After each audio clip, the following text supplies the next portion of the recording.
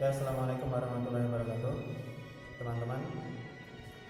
Di sini kami dari kelompok 3 perkembangan peserta didik akan menyampaikan sebuah materi yaitu karakteristik peserta didik anak usia TK dari segi fisik, intelektual, sosial, bahasa, dan emosional. Nah, di sini saya sebagai pemateri akan menyampaikan tentang karakteristik anak usia TK. Nah, seperti yang kita tahu pada umumnya, anak usia TK ini adalah anak kecil yang belum sekolah dasar. Nah, jadi anak usia TK ini adalah anak yang paling rentan atau anak yang sedang dalam perkembangan dari beberapa aspek, yaitu aspek fisik, sosial, emosional, bahasa, dan lain-lain. Nah, di sini para ahli berpendapat bahwa usia anak TK itu adalah usia yang perlu pengawasan atau anak yang perlu kita awasi dengan optimal. Jadi, jika ada aspek-aspek tersebut yang saya sebutkan sebelumnya itu bermasalah, maka masalah ini akan mempengaruhi aspek-aspek sebelumnya. Nah, dari sini para ahli berpendapat yang bernama Maria Montessori. Nah, dia ini berpendapat bahwa anak usia TK itu ada pada usia 3 sampai 6 tahun. Ya, jadi 3 sampai 6 tahun ini kita perlu pengawasan dan juga mereka ini paling sensitif. Jadi mereka ini sangat meniru gitu. Jadi kita perlu perkembangan untuk mengembangkan peserta didik usia TK ini dengan optimal, maka kita perlu pendampingan yang ekstra. Nah, di sini anak usia didik ini akan menyerap apa yang mereka dapat dengan sangat cepat. Jadi apa yang kita berikan mereka akan menyerap tanpa berpikir. Jadi itulah karakteristik anak usia TK. Nah, untuk materi selanjutnya akan disampaikan oleh teman saya. Terima kasih. Di sini saya akan membahas tentang perkembangan karakteristik anak TK. Sebelumnya kita artikan dulu karakter itu apa artinya. Karakter merupakan wadah dari berbagai karakteristik psikologis yang membimbing anak atau orang untuk dapat menyesuaikan diri dengan variasi lingkungan yang dihadapi. Nah, ilmu dalam bidang karakter yang bernama semiawan adalah karakter itu adalah keutuhan seluruh perilaku psikis hasil pengaruh suatu faktor endogen atau genetik dan faktor eksogen atau lingkungan. Nah, yang terpatri dalam diri yang membedakan individu dan kelompok individu yang satu dengan yang lain. Nah, ada macam-macam karakteristik di dalam perkembangan anak usia TK. Yang pertama tentang perkembangan psikoseksual. Nah, maaf di sana ada sedikit typo. Yang benar psikoseksual ya. Freud percaya kepribadian yang berkembang melalui serangkaian tahapan masa kanak-kanak di mana mencari kesenangan, energi dari ID menjadi fokus. Jadi ID itu termasuk diri sendiri menjadi fokus pada area sensitif seksual tertentu. Nah, energi psikoseksual atau libido digambarkan sebagai kekuatan pendorong di belakang perilaku. Jadi ada tahapan perkembangan psikososial menjadi beberapa tahapan. Yang pertama itu fase oral, anal, pelvic, latent, dan genital.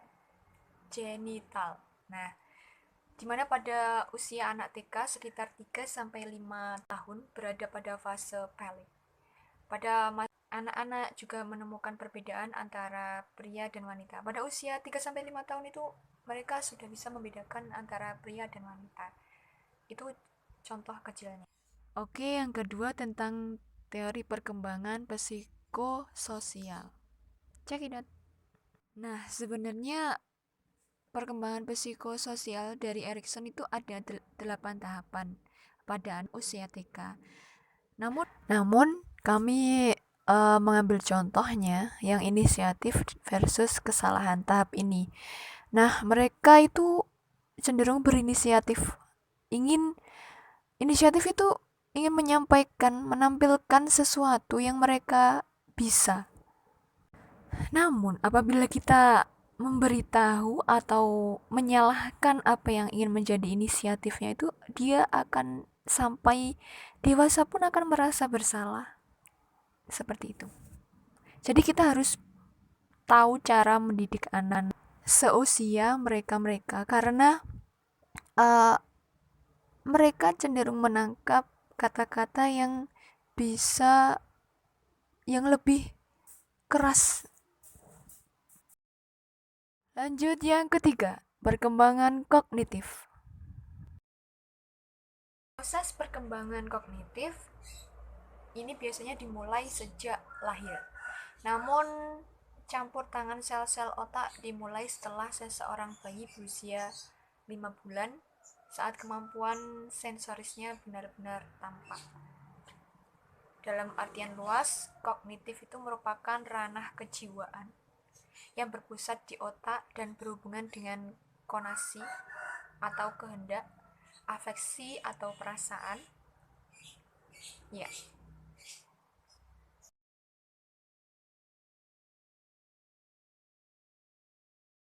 Bismillahirrahmanirrahim. Assalamualaikum warahmatullahi wabarakatuh. Baiklah teman-teman, saya di sini akan melanjutkan penjelasan dari temannya kita yang sudah menjelaskan tentang karakteristik perkembangan anak usia TK, baik itu perkembangan dalam bidang psikologis, moral, dan lain sebagainya. Dan saya di sini kebagian tugas untuk menjelaskan perkembangan dalam bidang bahasa. Kita tahu bahwa setiap orang itu mempunyai perkembangan bahasa yang berbeda-beda. Ada yang lebih baik, ada yang biasa-biasa, yang sedang-sedang saja, yang biasa maupun yang lainnya. Dan perkembangan bahasa anak usia 2,5 tahun sampai 5 tahun itu sudah mempunyai perkembangan yang cukup baik, karena pada usia itu anak mulai bisa berbahasa layaknya sedikit anak usia remaja maupun dewasa gitu. Dan di sini ada beberapa faktor yang mempengaruhi banyaknya atau lincahnya seorang anak dalam berbahasa. Di sini yang pertama yaitu intelijensi. Intelijensi itu apa?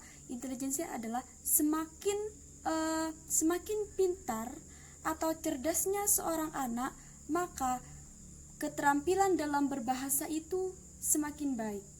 Jadi kalau kita sering lihat kan ya, seseorang atau anak yang usia TK itu dibandingkan yang lebih cerdas sama yang kecerdasannya itu biasa-biasa aja, maka tingkat bahasanya yang digunakan yang dimiliki oleh yang lebih cerdas itu malah lebih baik itu dibandingkan dengan yang kecerdasannya itu biasa-biasa saja, dan itu yang dinamakan dengan intelijensi.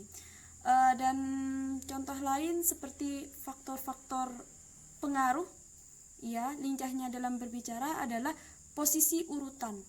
Posisi urutan itu apa maksudnya? Yaitu anak sulung yang didorong lebih banyak bicara dibandingkan dengan adiknya gitu. Sebenarnya banyak faktor-faktor yang mempengaruhi banyaknya tingkat lincahnya seorang anak dalam berbicara, dan sudah saya persiapkan di slide selanjutnya di PowerPoint. Bisa kalian baca sendiri, ntar kalau tidak ada yang dimengerti bisa kalian tanya gitu ya. Sedikit penjelasan dari saya, kurang lebihnya saya mohon maaf. Assalamualaikum warahmatullahi wabarakatuh. Nah, dalam berbicara, dan sudah saya persiapkan di slide selanjutnya di PowerPoint. Bisa kalian baca sendiri, ntar kalau tidak ada yang dimengerti bisa kalian tanya gitu ya. Sedikit penjelasan dari saya, kurang lebihnya saya mohon maaf. Assalamualaikum warahmatullahi wabarakatuh.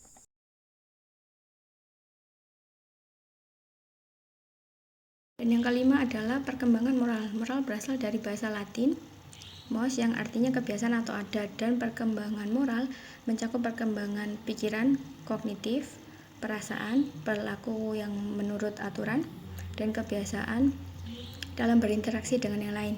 Ada dua ahli yang mengemukakan tentang teori perkembangan moral, yaitu John Piaget dan Kohlberg. Menurut John Piaget, anak usia TK termasuk ke dalam tahap perkembangan yang pertama, yaitu realisme moral atau hubungan timbal balik. Pada tahap ini, anak dikendalikan oleh ketaatan terhadap aturan.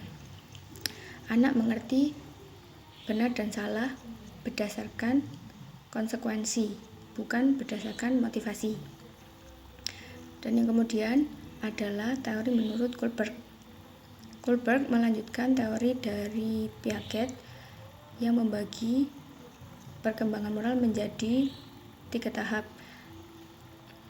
Dan anak usia TK termasuk ke dalam tahap yang pertama, yaitu tahap moralitas prakonvensional. Juga sama seperti Piaget, pada tahap ini